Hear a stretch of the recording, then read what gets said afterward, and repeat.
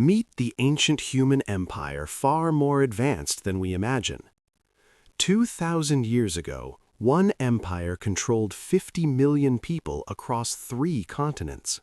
They built roads so perfect we still use them today. Concrete that gets stronger over time. Aqueducts that delivered fresh water to cities of 1 million people. They had apartment buildings 9 stories tall, central heating, public libraries, fast food restaurants, even a postal service. And they did it without electricity, without computers, without modern machinery. This was Rome, and what they achieved should not have been possible, because some of their technologies are so advanced we still cannot figure out how they worked, and some we cannot even replicate today. This is the ancient human empire that was far more advanced than we imagine. At its peak in 117 CE, the Roman Empire was the largest the world had ever seen. It stretched from Britain to Egypt, from Spain to Syria. 50 million people, 1/5 of the entire human population. They controlled the entire Mediterranean Sea. They called it Mare Nostrum, our sea. But size alone does not make an empire advanced. What Rome built does. They constructed 50,000 miles of roads, paved roads, with drainage systems, mile markers, rest stops. These roads connected every corner of the empire. Some of those roads still exist, still used, 2,000 years later. Modern highways run along the same routes.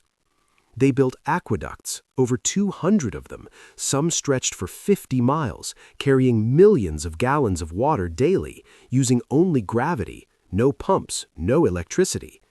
The city of Rome alone had 11 aqueducts. They delivered 300 gallons of water per person per day. That is more than most modern cities provide. They built the Colosseum. It held 50,000 people, had retractable awnings for shade, could be flooded from mock naval battles. Entry and exit was so efficient that 50,000 people could leave in 15 minutes. Modern stadiums use similar designs. We call it vomitoria. The Romans invented it.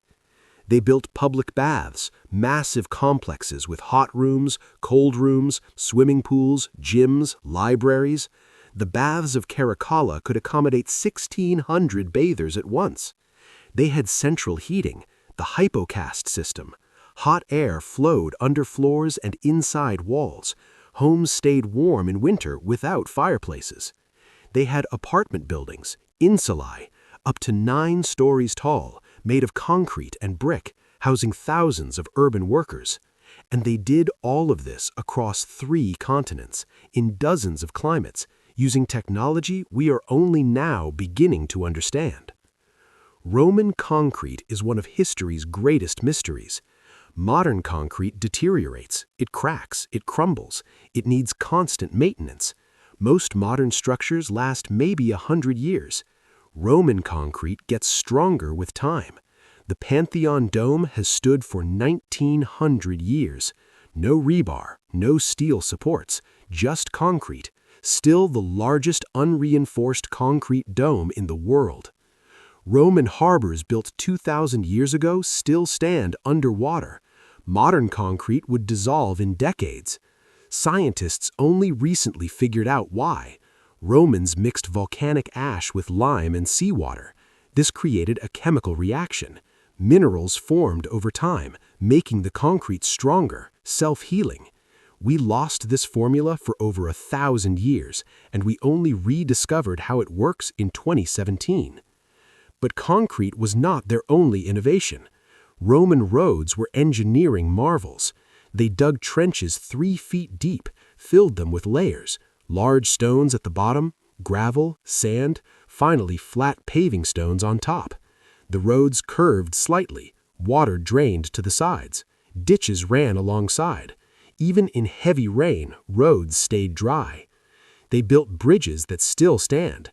The Alcantara Bridge in Spain, built in 106 CE.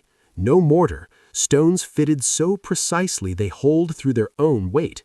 After 1900 years and multiple floods, it still carries traffic. Roman aqueducts used a gradient of just half an inch for 100 feet. Too steep and water flows too fast.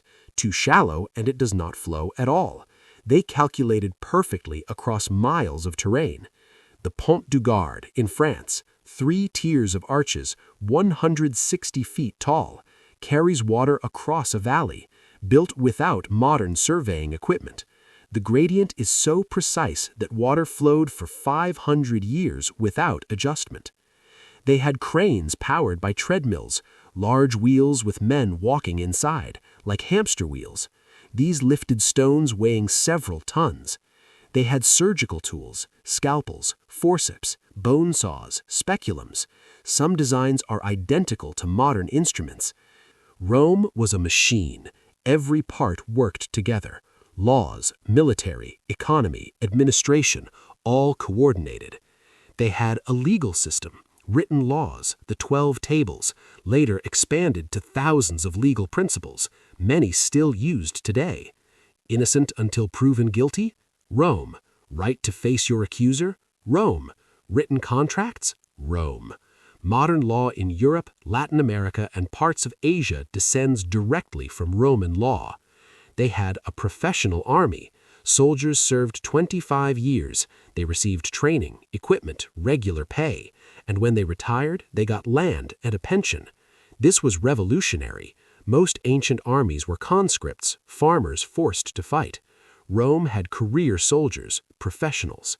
They had engineering corps, soldiers who built roads, bridges, forts.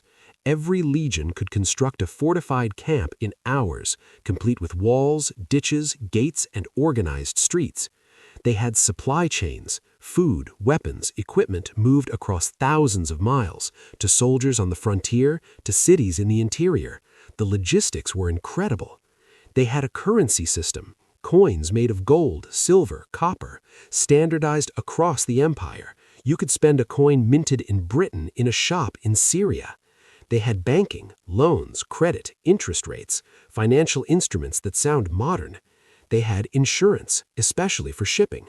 Merchants could insure cargo against loss. Risk was distributed. They had census systems. Every 5 years they counted citizens, tracked property, assessed taxes. This data informed policy and planning. They had public education, not universal but available. Libraries in major cities, schools for children of citizens. Literacy was higher than most societies until the 1800s. They had newspapers, acta diurna, daily announcements posted in public forums, news, decrees, court proceedings, like ancient Twitter. They had a fire department, the Vigiles, 7,000 men in Rome alone. They patrolled at night, fought fires, enforced building codes. Building codes. Yes, Rome had regulations on construction, height limits, fire safety, material requirements. They had public welfare, the cura annone, free grain distributed to citizens. At its peak, 200,000 people received monthly rations. This prevented famine and unrest. They had voting. For most of Roman history, citizens elected officials. The system was complex and favored the wealthy, but it existed, centuries before modern democracy. They organized 50 million people without computers, without phones, without instant communication, yet the empire functioned for centuries. How? Rome did not invent everything. They borrowed, adapted, improved. They learned concrete from earlier civilizations, then made it better. They copied Greek architecture, then made it bigger. They copied Carthaginian naval tactics, then built a larger fleet. Rome's genius was not pure innovation, it was integration, taking the best from everyone, combining it into something greater.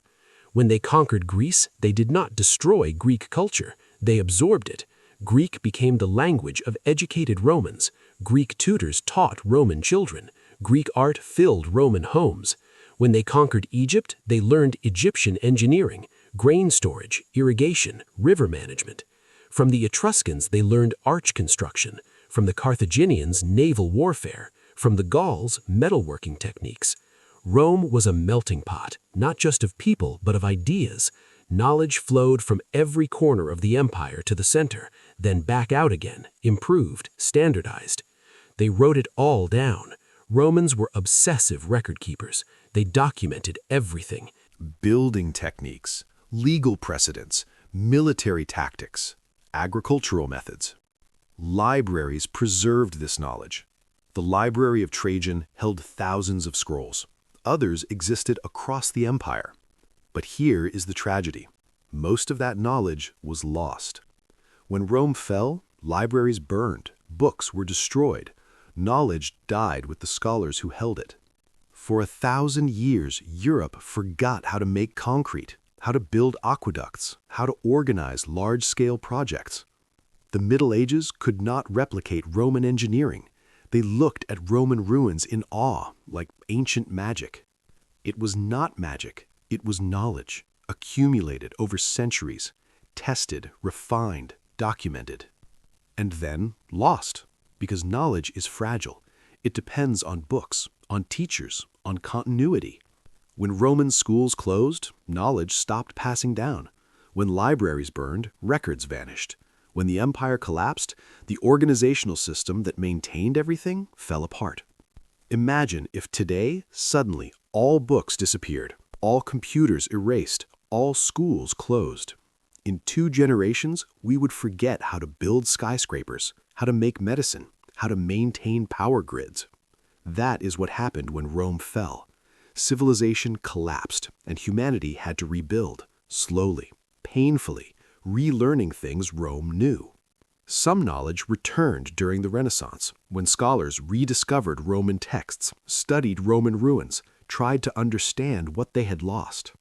But some knowledge never came back. Roman concrete, Roman metallurgy, some surgical techniques, lost forever. So what happened? How did the most advanced civilization collapse? The answer is complicated. Not one cause, many. The empire grew too large, borders stretched too far. Defending them required massive armies. Armies needed money. Money came from taxes. Taxes burdened citizens. The economy struggled. Inflation rose. Currency was debased. Silver coins became mostly copper. Trade declined. Military spending consumed half the budget, yet barbarian invasions increased. Germanic tribes pushed into the empire. Some were refugees, some were raiders. Rome tried to integrate them, allowed them to settle, enlisted them in the army. But this changed the character of the military. Loyalty shifted from empire to tribal leaders. Political instability grew. Emperors were assassinated. Civil wars erupted. Between 235 and 285 CE, 50 emperors ruled. Most died violently. Plague struck. The Antonine Plague killed millions. The Cyprian Plague killed more. Disease weakened the population, reduced tax revenue, emptied the army. Climate change played a role. The Roman climate optimum ended. Temperatures dropped. Growing seasons shortened. Food production declined. Lead poisoning might have contributed. Romans used lead pipes for water. Lead sweetened wine. High lead levels affected health and judgment. No single cause destroyed Rome. It was a cascade. Rome fell, but Rome never died. Their roads still carry traffic. Their aqueducts still channel water. Their concrete still stands. Their language became Italian, French, Spanish, Portuguese, Romanian. Half the world speaks a Roman language. Their law shapes modern legal systems. Their architecture inspires modern buildings. Their military tactics are still studied. The very concept of Western civilization comes from Rome. Democracy, republic, senate, citizen, all Roman words. We measure our achievements against Rome. When the United States was founded, they modeled it on the Roman Republic, the Capitol building, the Senate, the imagery of Rome everywhere.